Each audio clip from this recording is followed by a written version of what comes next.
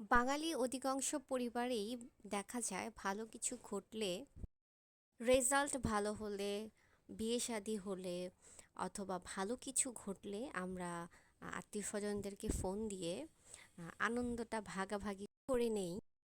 সুসংবাদ জানানোর যে ট্রেডিশনাল থাকে ওইটার উপর ভিত্তি করেই আমরা সাধারণত ফোনটা দিয়ে থাকি।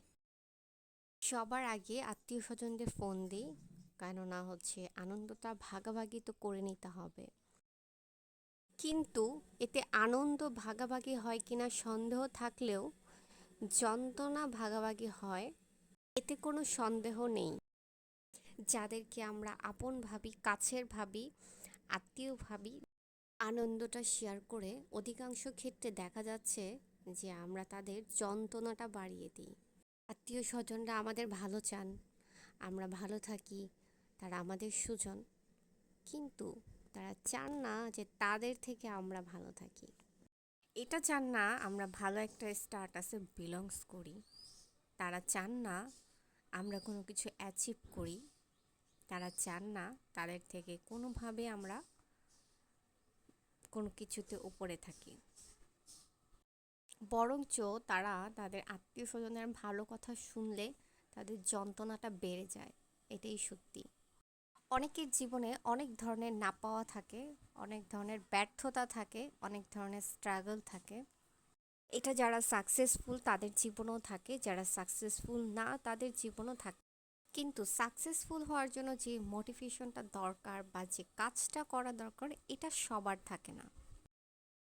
এবং এই যে না করতে পারার দরুন নিজের জীবনের ব্যর্থতাগুলো জাস্টিস করে অন্যের সাফল্যে।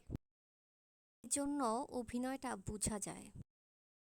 তাদের সমস্যা হয়, তাদের বদহজম হয়, তাদের অ্যাসিডিটি হয়, কষ্ট হয়। এদের সাথে আনন্দ ভাগাভাগি করে দয়া করে তাদের কষ্টটা বাড়িয়ে দিবেন না।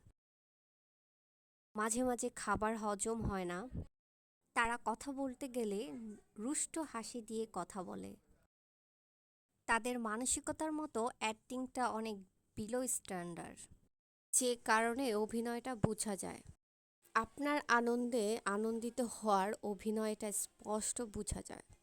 এদের রাতে ঘুম হয় না, কারো কারো বুকে ব্যথা করে, কষ্ট হয়, অ্যাসিডিটি হয়। তাদের সাথে আনন্দ ভাগাভাগি করে দয়া করে তাদের যন্ত্রণাটা বাড়িয়ে দিবেন না। আগে দেখেন আপনার আনন্দে কে হাততালি দেয়। সবার সাথে আনন্দ ভাগাভাগি করতে গিয়ে দেখা যাবে নিজের আনন্দটাই মলিন হয়ে গিয়েছে।